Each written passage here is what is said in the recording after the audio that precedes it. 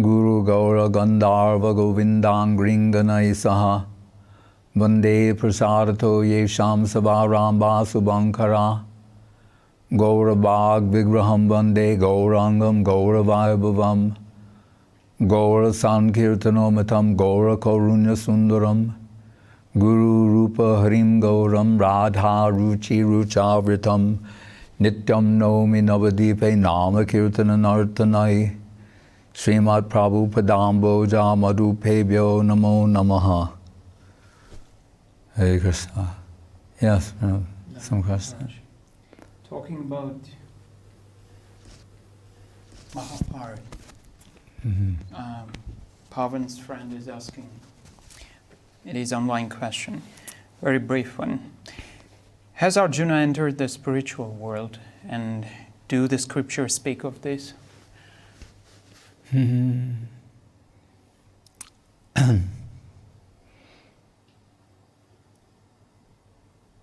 Well, what we should understand is, first of all, there is always and only Krishna. Really, there is no non-Krishna. Only relatively speaking can we conceive of non-Krishna. Like sometimes Guru Maharaj will say, converting non-Krishna into, Krishna consciousness. And it's the subject matter of the Srimad Bhagavatam.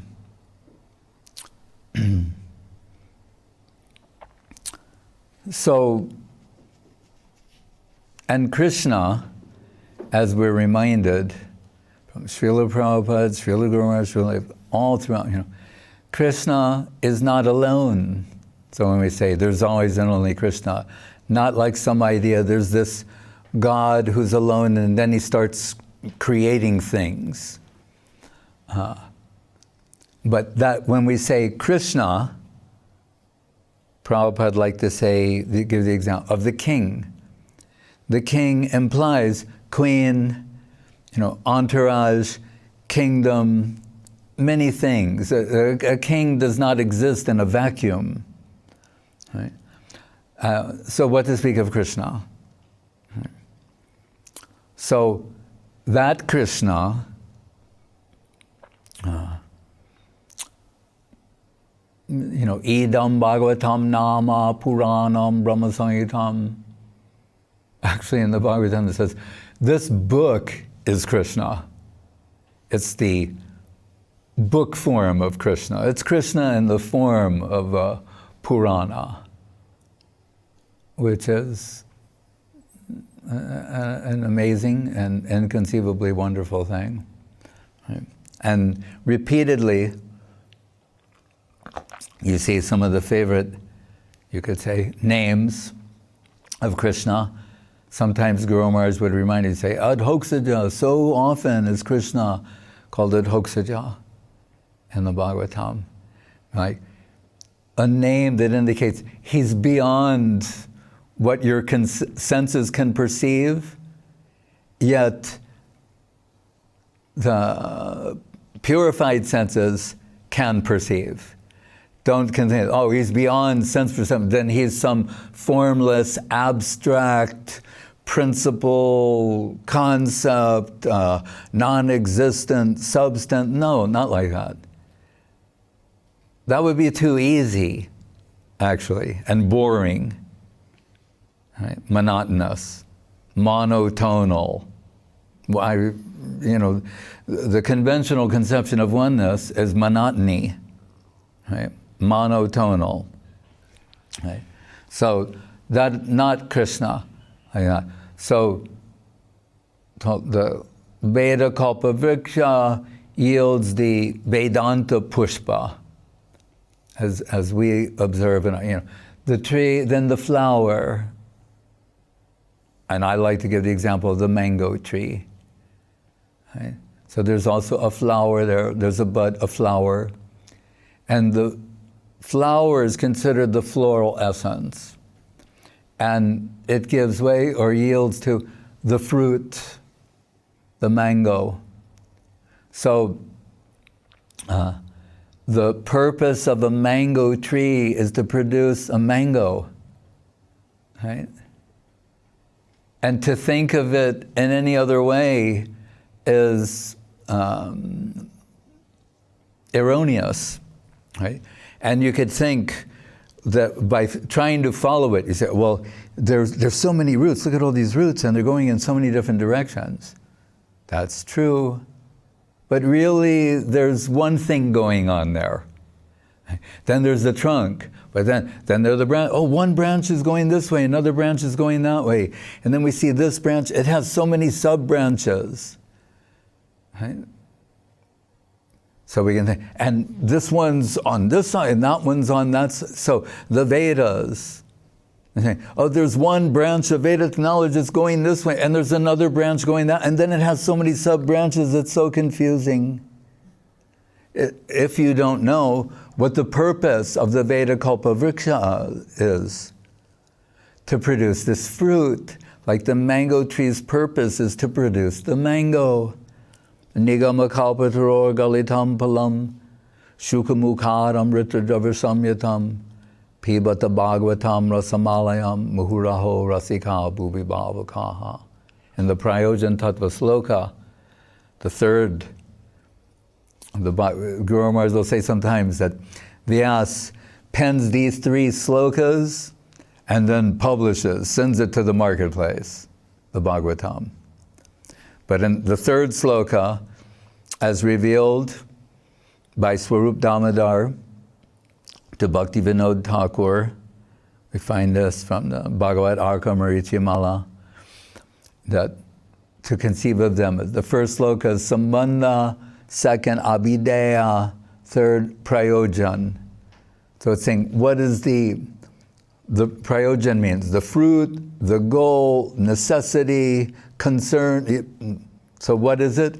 It's saying, so this Veda Kalpavriksha, that's many branched and some are going in opposite directions of the others. Really, don't be misled by that. It's all really a unified system with this one goal in mind. That's what we have to remember. One goal in mind is to produce this fruit. In Prabhupada's words, the fully ripened, mature fruit of Vedic literature. That is the Srimad Bhagavatam. Right? And what is that fruit? It is Madhura Rasa. Right? The Madhura Rasa pastimes of the Srimad Bhagavatam. Its purpose is, Guru said, to take us from the world of, intellectual, ontological jugglery to the domain of rasa. That's because the 10th canto, we said like the body of Krishna, 2nd canto, lotus feet of Krishna, 10th canto, smiling, the face of Krishna, the Rasa Lila, the beautiful smiling face of Krishna, as indicated. Also in Krishna Karnamritam of Bilva Mangal Thakur, Madhuram, Madhuram, Madhurasya Vibho, Vadanam, Madhuram, Marugandhi Mridu Smitame Tadaho, Madhuram, Madhuram, Madhuram, Madhuram. Saying how sweet is the Anangotsava. Krishna's divine form is like a festival for the eyes, as we heard recently, that the gopis, seeing the form of Krishna, they desire to have 10 million unblinking eyes to view the beauty of Krishna. That's how we understand, by sort of in an indirect way. Right? Yang Shama Sundaram Achintya Guna Swarupam. Shama Sundar Krishna Tribanga Lalitam. How beautiful is he that upon seeing him, they wish to have their hearts earnestly express the aspiration to have 10 million unblinking eyes, because the blink of an eye's separation from Krishna is intolerable to them. There's nothing like this described anywhere.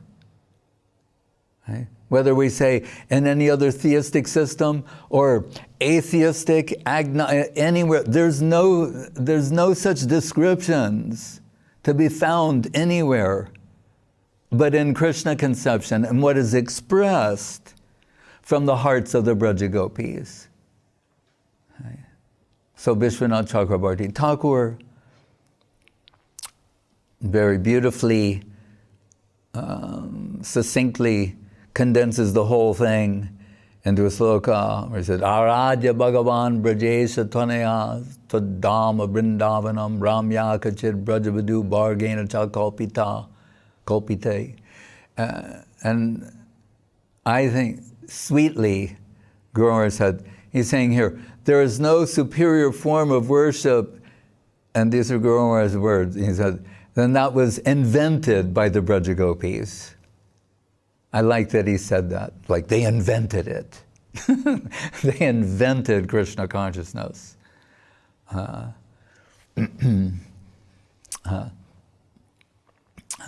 it's real.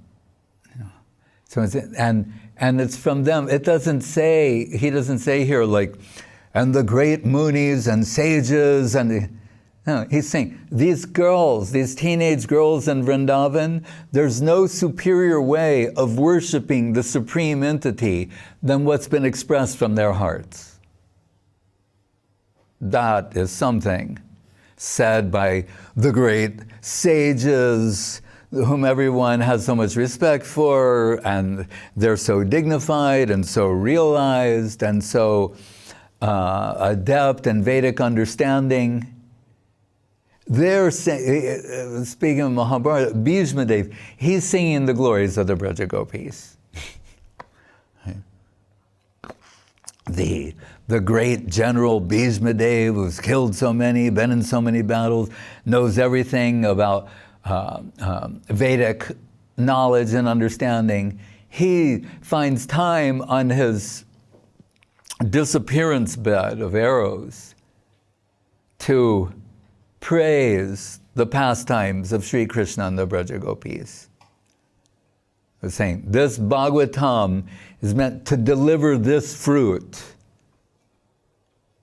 It may take 10 cantos, 9 cantos of backstory in a sense to get there.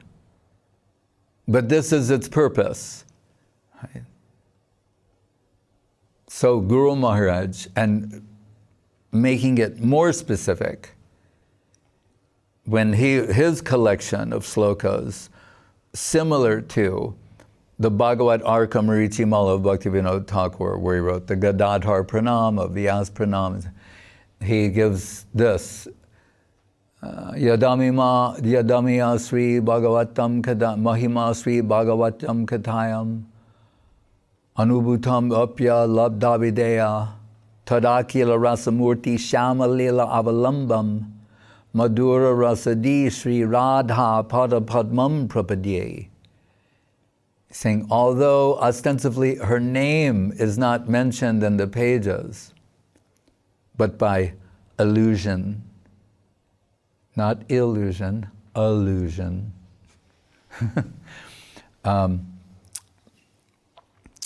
And incidentally, Bhaktivinoda Thakur, in his Bhagavad Arka Marichi Mala, in these verses were, in a codified way, saying, and then one gopi said this, and then another gopi said, when they're feeling separation from Krishna, he's identifying who they are.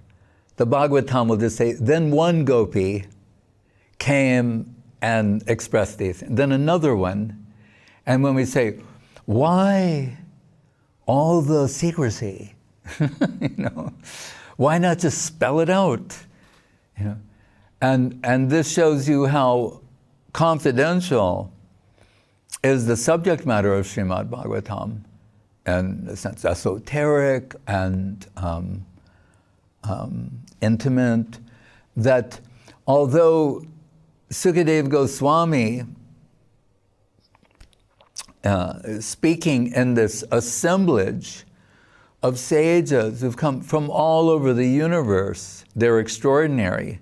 By their yogic power, mystic power, they're able to come from different parts of the universe. They're representing all the different schools of thought. Right? That what he's saying, they can't all digest. As Guru Maharaj mentions, and it's in the beginning of the Bhagavatam, because the sages who've assembled,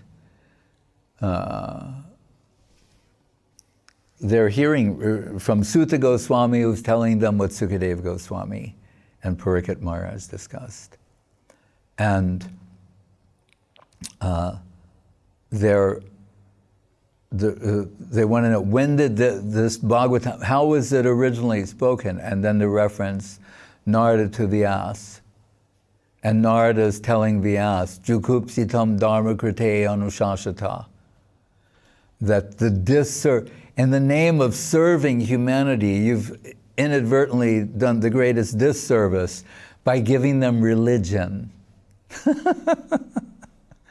So this religious book begins this way by saying, what's ruined everything? Religion. Right? And you think, well, that's an outrageous statement. But what he means more specifically is, by giving people some religious principles to regulate their lives in this world, he's saying they'll just stay here forever. No one will ever want to give it up. And if you press them on it, they'll say, hey, I'm following Veda Vyas. This is what Veda Vyas says to do. Right? Are you a greater authority than Veda Vyas? You're telling me something else? That's why Narada is saying, you alone, Veda Vyas, can correct us. And what is the problem? Is that, and again, it's inadvertent. This was not your intention. It's just being misused this way.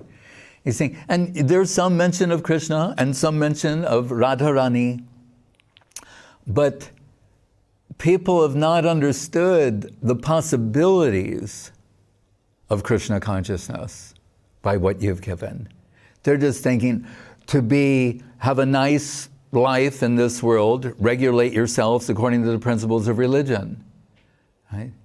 And also, because you've not really vividly described the possibilities of loving relationships in the spiritual world, including Madhura Rasa, they will conclude that we are, dolls of play in the hands of Cupid, to Eros, and there's no Eros in that abstract, impersonal world. So the only avenue for expression of Eros is this world. And we're helplessly under the influence of the erotic principle. So then at least let's regulate ourselves according to religious principles as enunciated by Veda Vyas and is found in Vedic literature and Dharma. So this Bhagavatam in the beginning sloka, well, just to conclude this one, so in that verse, Guru Maharaj is saying, although her name is not mentioned, and that's what I'm saying, and these sages are being told here at the beginning, so Narada chastised Vyas for giving religion to the world. Right? So then we go up to the 10th canto, and then they're saying, so what's the new religion? Is these Madhura Rasa pastimes of Krishna, Radharani, and Brajagopis. So what seems ostensibly to be immoral, so you're saying, we replace religion with immorality of the supreme entity, this is too much. Guru Maharaj once said, he said, the feeling of many of the sages is like, it's one thing for us to have to accept that the supreme entity is a man, right? Krishna Rajateka Kela Saratam Naralila Naravapu Tahara Swarup Gopavesh Venukar Navakishore Natavar Naralila Hoyanarup. And the human-like pastimes are perfect for the central conception of the infinite, which is human-like dimensions, but without the limitations of humanness. That's the difference. So Vrindavan's this guy, 16 kroshas, or 50 square kilometers. You go, what? The ultimate, well, we can measure that. Well, maybe not. In the soil of that, we're told, which is comprised of Chintamani gems, Chintamani Prakarasadmasu, Kalpa Vriksha Lakshavati. Deceptively simple environment, told in the soil, a particle of that soil are the innumerable Vaikunthas, and then within that, a clouded portion, the innumerable material universes. But it's 50 square kilometers. And then we might say, what kind of kilometers are those? Achintya kilometers. So Gomer said, they're saying on the one, it was a stretch for us to believe that the supreme reality is human-like, like a human being, but a man. And now you're telling us, not only that, but he's an immoral man. Like, that's too much. And you said in the beginning, what's wrong with the world is religion. And you've come to correct that with the new religion, the pastimes about the immoral man. And so therefore, Sukadev has to very carefully present these things. And that's where he says, gives the example of Shiva, said drinking the ocean of poison at the churning of the milk ocean of the Devas and Asuras. And what was the poison was the throwaway, right? From the churning, you get like the good stuff, and then there's a name for that. Byproduct, right, but an undesirable byproduct. So it was this poison, then Mahadev saved the day by drinking, in essence, an ocean of poison. What was the outcome? His neck turned blue. So he became known as Nilkanta. So they're saying, unless you're like Mahadev, where you can drink an ocean of poison and have no effect, then don't try to digest all of this in one gulp. Right. There's a systematic way to understand the Vikrididam Brajabadu Virajam to Vishnu Sradhan Vito Anushanaya Dattavarna. It is a question of faith, from hearing faithfully from a bona fide source. And then there's a way that it's systematically transferred, Tene Brahma Hrida, from the heart of the bona fide source into the heart of the bona fide receiver. It's a very beautiful thing, right? With Krishna's will in the background. So, and we should mention, the Guru Maharaj says, therefore, in Chaitanya Charitamritam, which is an exclusively Madhura Rasa literature, he said, Krishnadas Kaviraj Goswami has presented Madhura Rasa in such a way that it cannot be misunderstood. And then he said, and still it is misunderstood. Right? That means the fault lies on the part of the receiver or their lack of qualifications to receive. So that Bhagavatam, in the beginning, so the Vedanta being the floral essence of the Veda Kalpa Vriksha, right? We find a parallel aphorism. And Vedanta says, Janmadyasya yataha. Right? How shall we understand the absolute truth? That from which everything has come. Janma adi, creation, maintenance, denial, everything. Right? The source of all of that. But then, that's a generic statement. The Upanishad, Yato va imani bhutani jayante. That from which everything has come, by which is being maintained, and what it will enter into ultimately. Right? And, as a sidebar, it doesn't sound like conventional religion, does it?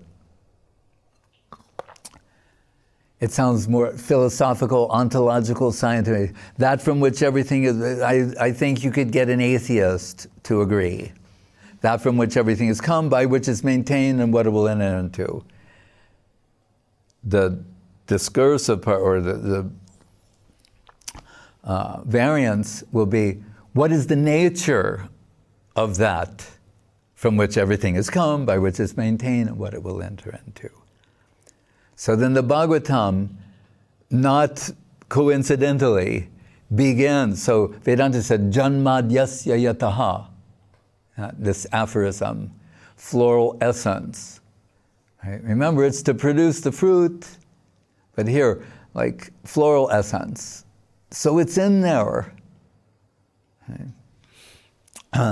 Then Bhagavatam begins, Janmadyasya yataha. Same thing, but then, Yaton vaya ditaratas cha arteshu abhigya swarat, starts defining what is the nature from whom everything is coming. He is swarat, he is completely independent. Everything indirectly or directly comes from him. And Vishwanath Chakrabarti Thakur tells us, Prabhupada says in his purport, the first sloka, that this is a reference to Adi Rasa. So it says Janma Adi. Sometimes Adi means like etc., et al., and other times it means the original. So Chakrabarti Thakur, ever the expert at extracting, rasagya. He says, this is a reference to Adi Rasa, which means the original rasa, the mukhya rasa, the principal one. And Guru Maharaj further explained, saying, Madhura, we think, because we hear this sequence, Shanta, Dasya, Sakya, Vatsalya, Madhura. So we see it as kind of, sequential, culminating in Madhura Rasa. But really, what we're being told here is, Madhura Rasa is the original. And this actually makes the most sense. And from that, all the other rasas come. So it's inclusive of all of them. One sense, there's a progression, yes, from one way of analyzing. But from another way of looking, it is the source. Guru Maharaj put it in these words, saying that all the other rasas are clients of Madhura Rasa, or satellites. They're necessary, right? Just as we're talking, there's sweet, sour, salty, pungent, bitter. They're all helpful to one another. They enhance the sweet, right? So he's saying that. So it's saying that everything comes from Madhura Rasa. And what we hear in Guru Maharaj's sloka, Shyamalila Avalambam, Madhura Rasa is meaningless without Radharani. Right? So this book, the Bhagavatam, is come to present Madhura Rasa, which is meaningless without Srimati Radharani. It's all dependent upon her. Right? So, Guru Maharaj says very nice, Shamalila Valandam Madhura Rasadi Sri Radha Pada Padmam Prabhade. Although ostensibly her name is not mentioned, at every step of the way, it's meant to take us in the direction of the service of her holy lotus feet, Radha Dasyam. Right? And the Bhagavatam is telling us in the beginning, and this Madhura Rasa, it's not some, peripheral or an aspect. It's from which everything is springing and coming. That means when we say from Krishna, that Krishna is not alone. Right? Radha and Krishna. And by extension, their expansions and associates and friends. And so when we come to consider the eternally liberated associates of the Lord, we have to be very careful about that. Right? Those who are very dear to Krishna and Radha and Krishna. When Srila Bhakti Siddhanta Saraswati Thakur started the Harmonist magazine, he, in the inaugural issue, made reference to the Sajjana-toshani of Srila Bhaktivinoda Thakur. And there, it's an interesting title for a publication, right? Sajjana-toshani. So here, it's all about definition. Right? So Sat, and you say, well, Sat, doesn't that mean eternal? Or, Bhaktivinoda Thakur was saying, Sat means Radha and Krishna. Right? They are the origin of it. So Radha and Krishna, Sat, Sajjan, the Satjan, that means whom they consider their own. This is very important because sometimes people will express some basic appreciation for Krishna consciousness, right? And think that that's sufficient, right? From that, as long as there's some appreciation on their side, then what more is needed? Right? Isn't that what is wanted? But if you follow Krishna consciousness closely, you'll see that really it's dependent upon the other side. Right? Like many people say, I accept this person, I accept, and that's very good. What is the evidence that they accept you? Right? That's why there's initiation. Some from the other side acceptance. It's very good that you're accepting, very good. Now, what is the evidence they're accepting? Right? Who's the agent? They have an agent of acceptance. Right? So Sajjan means, more specifically, whom, and this is not who boasts, about ostentatious displays of achievement, but whom do they consider their own? Right? That is the Sajjan.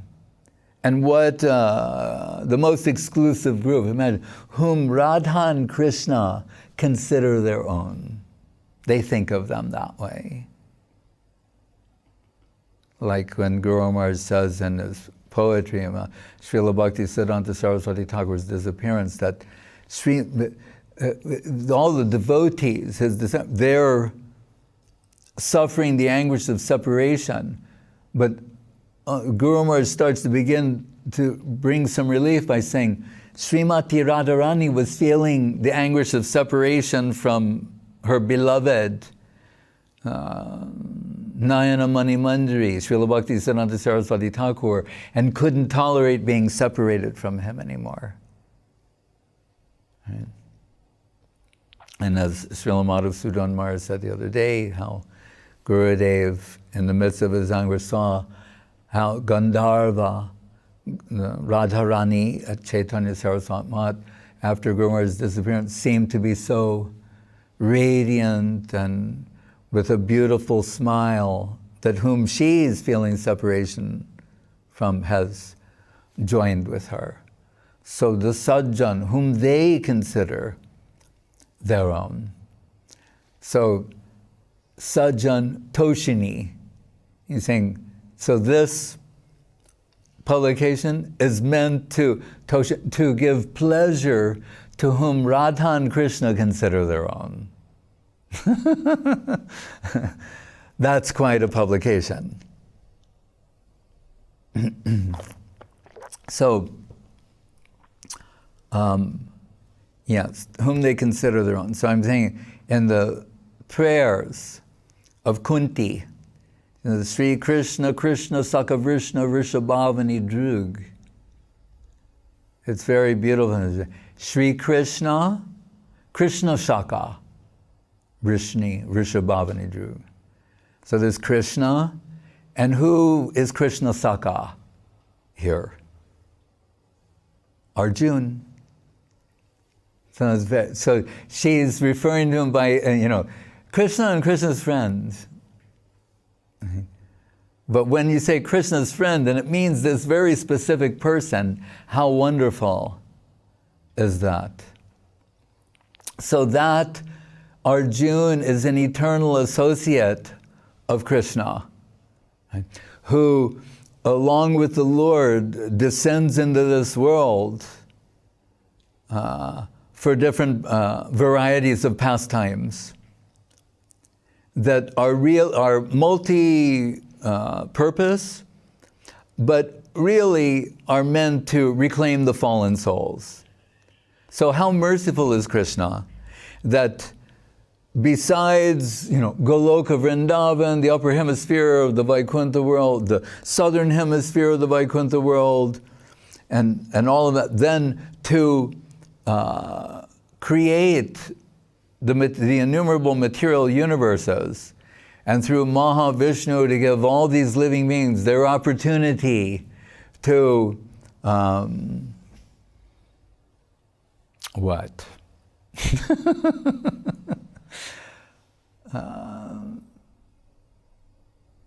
Express their I think it probably is in our original Krishna prem or love for Krishna is being pervertedly manifested as a lust for matter. So it's optional, voluntary. Instead of serve in heaven those who choose to reign in hell, then a world created where they, Jalaja, Navalakani, Stavar, Lakavingshati, so many millions of varieties of forms of life with different levels of conscious development to try and to live an ego-centered life. Right? Prakriti kriyamanani gunai karmani sabashaha ahankar vimudatma kartaham iti manite. Experiencing all these different life forms and attempts at self-expression, self-determination, it's saying, but really it's just the play of the modes of nature. Right? But in that world, not forgotten, there was one poet, he said that, I think, in the midst of some extreme depression, he said, I want to go to a place where I'll even be forgotten by God. And I think, wow, that's really sad, right? And fortunately, not possible. Ishvaranam hrideshe Arjuna tishtiti.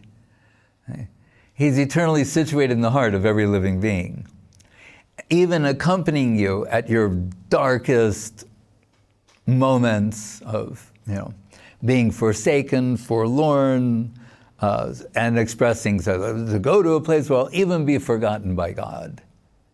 We can understand the sort of desperation to be found there. But So in this world, and again, it's in the beginning of the Bhagavatam, that's why they're asking these questions about why the creation and then the innumerable avatars that descend into this world for the benefit of the, to what? Paritranaya sadhunam vinashaya chaduskritam, to protect the devotees, to annihilate the opposition.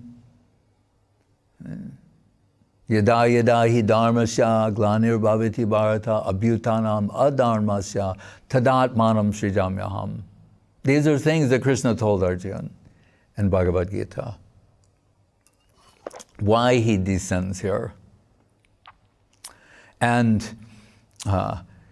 for those who can't conceive of the form of God, then he shows Virata Rupa, or it says, Rasoham apsukontya prabhasi prasmi sashishureyo.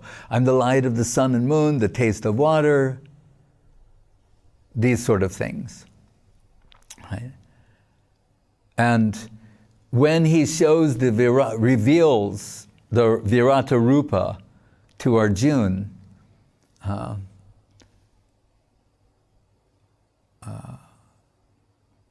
we're told that, Arjuna, first there's astonishment and wonderment, and then there's an element of fear. This is not making him calm. To see suddenly Krishna show innumerable forms, all time and space, the entire battle of Kurukshetra, he sees the soldiers, he's entering your terrible mouth, he's seeing all of these things. And I remember as a teenager, when I started reading Bhagavad-gita, I always looked forward to this, because I would read it over and over and over again. And so when the 11th chapter would come, I would really be excited. Because I thought, that's God. We think that'll be God. This incredible display. Durga Devi's got 10 arms, and Vishnu's only got 4. It's we're like puppy brain children, So, but anyway, so I'd always get excited when that chapter came. And then the part that would confuse me, and so then there would be that big display, the innumerable forms and avatars, incarnations, and then it would be indicated that Arjuna was a little overwhelmed by all of this. And then it says, Taneva rupena chatur bhujena. Then he showed his four-armed Vishnu form. And then Arjuna starts okay, calming down. And I'm saying, well, that's still, 4 arms, that's something. And then it would say, then he showed his 2-armed form as Krishna. And I would think and then Krishna would say, this is my supreme form and my form of beauty, that the greatest sages, they're ever eager to have a glimpse of. And at the time, I would think, no, but what about the huge display, the Virat, universal form? And now he's saying that this human-like form, this is my ultimate form, this is my original form. And then you understand why the human brain cannot digest this, cannot conceive that the original supreme personality of Godhead, Janmadhyasya Ataha, from whom everything has come, by which it's maintained, and to whom it will ultimately enter, has a human-like form, this medium charming size as the central conception of the infinite. It's too much for even the greatest intellectual or scientific minds to digest. What to speak of these sages assembled on the banks of the Ganga, Jamuna, where Parikshit Maharaj is hearing all these things from Sukadeva Goswami. So, when we understand the Lord descends into this world in innumerable forms, avatars, for reclaiming the fallen souls. And how is this achieved? By repeating these things, hearing about them, repeating them. What do we do in our lives? We hear things, we repeat them. We hear stories, we repeat them. Right? But the kind of things we hear, and about the people we hear, and the stories we hear, they're non-liberating. That is the problem. So Narada, again, the Vyasa is saying, those stories, here's one set of stories, here's another set of stories. The stories that do not describe the Lord, His pastimes, His incarnations, His loving exchange with His devotees. He says, Vayasam Tirtha, and they don't sugarcoat the language. It says, it's like a pilgrimage place for crows. And whenever I hear that, I remember Calcutta. and not to Calcutta, but seeing crows, there's a lot of them there. It seems like they're extra. Or you come in contact with them more, and seeing where they congregate. I'm not going to get into, a disgusting description about it. You can imagine. But that's what it says in the book. And saying, so in other words, refuse. This is things that are rejected by Paramahamsas, who's the opposite of the crow, is the swan-like personalities. And it said, what are the swans? They swim in these beautiful, clear, nectarine waters, and they only extract what is essential. So Narada is telling Vyasa, so really you have to vividly describe the pastimes of Krishna with some indication, ultimately culminating in the Madhura Rasa pastimes. And if people can hear this, and repeat these things, and remember these things, it can actually liberate them from material existence. Right? So,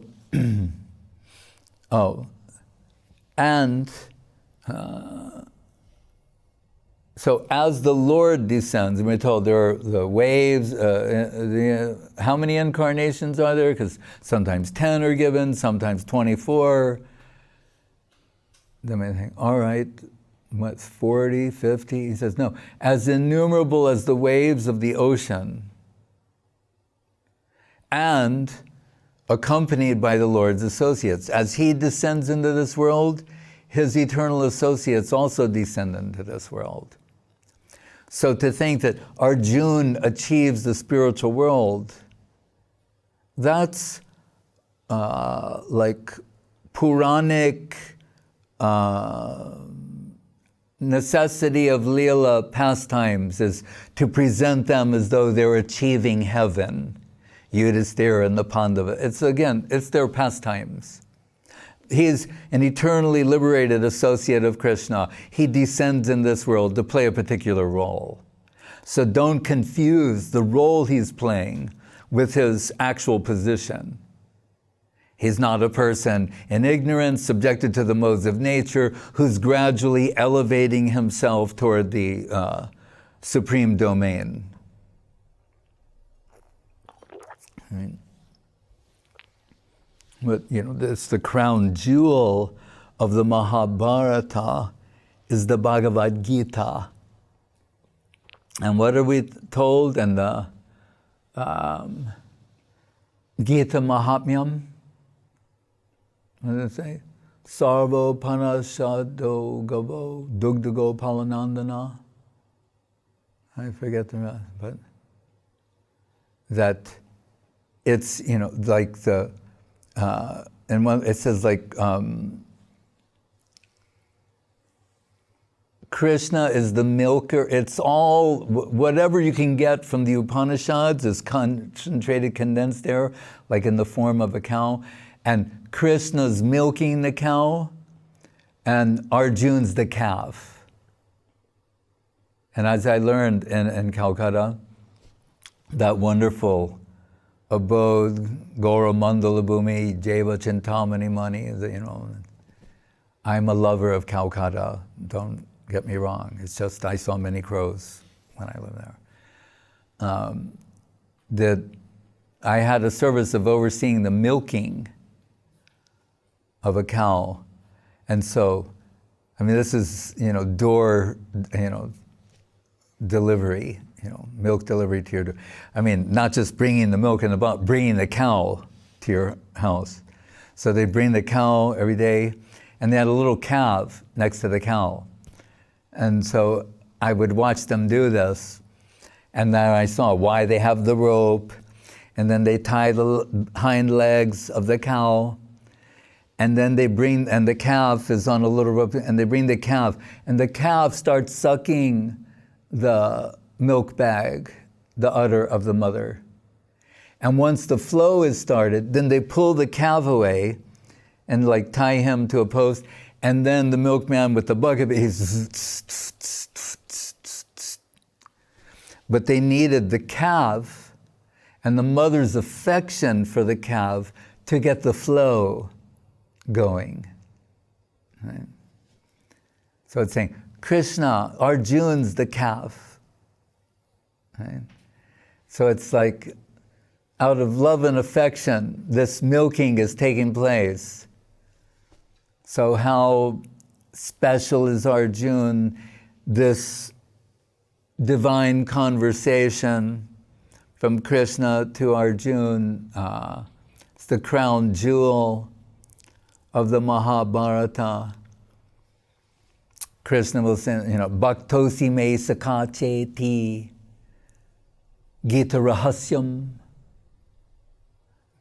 Because you are my friend and my devotee, all the secrets, all the mysteries will be revealed to you.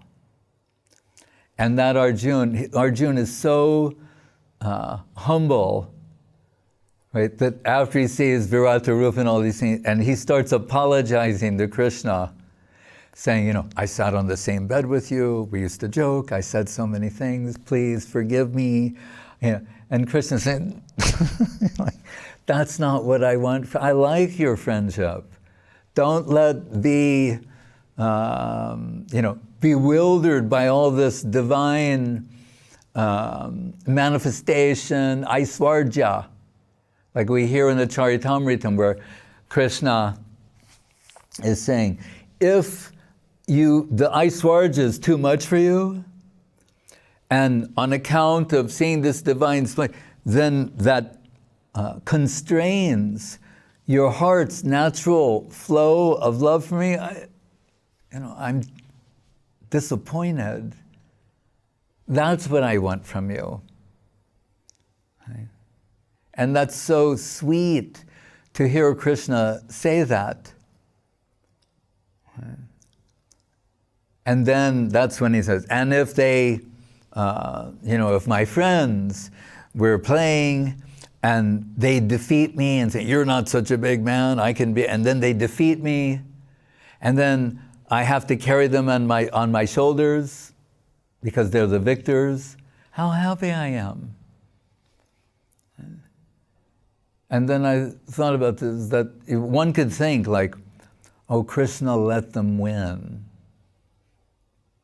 Like my middle brother, who was 5 years older than me, he realized he could beat me at everything. So he would play at a lesser capacity, just a little bit better than me. So it would bring the most out. And then sometimes I would win. Right?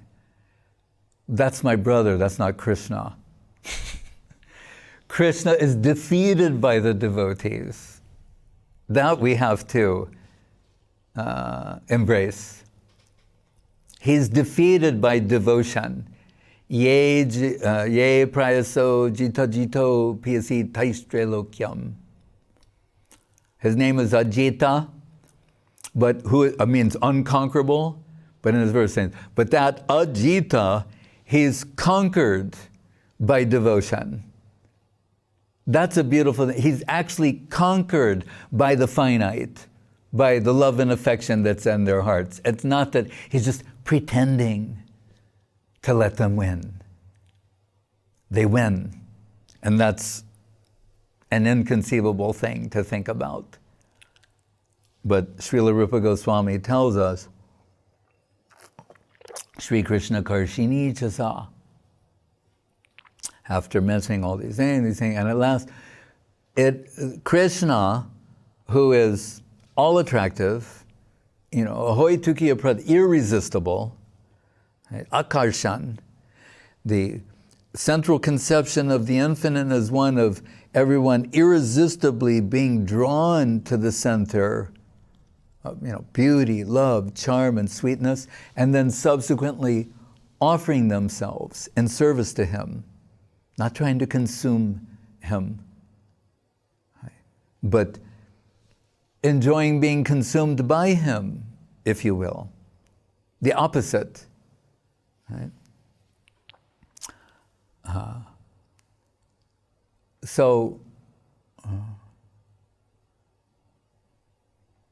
Why did I say that just before that? Sri Krishna, so he is all attractive, right? That we understand.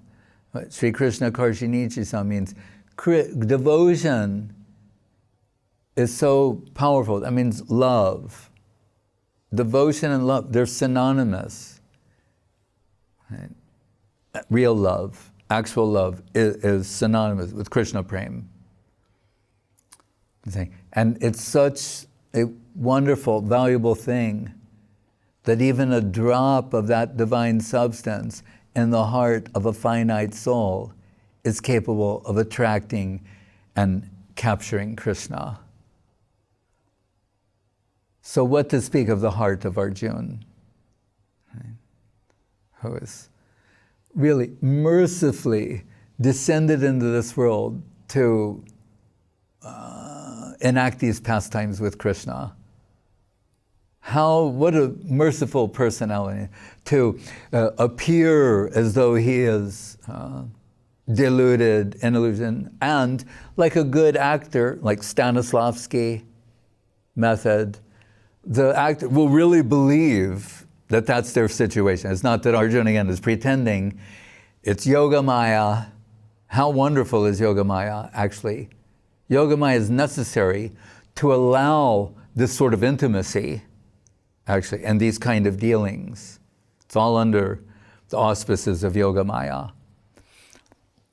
But we should not think of Arjun as being conditioned or in a position of overcoming that conditioning and going to heaven. He's an eternally liberated associate of the Lord, descended in this world to enact these wonderful, sweet, and liberating pastimes with Krishna. Hare Krishna.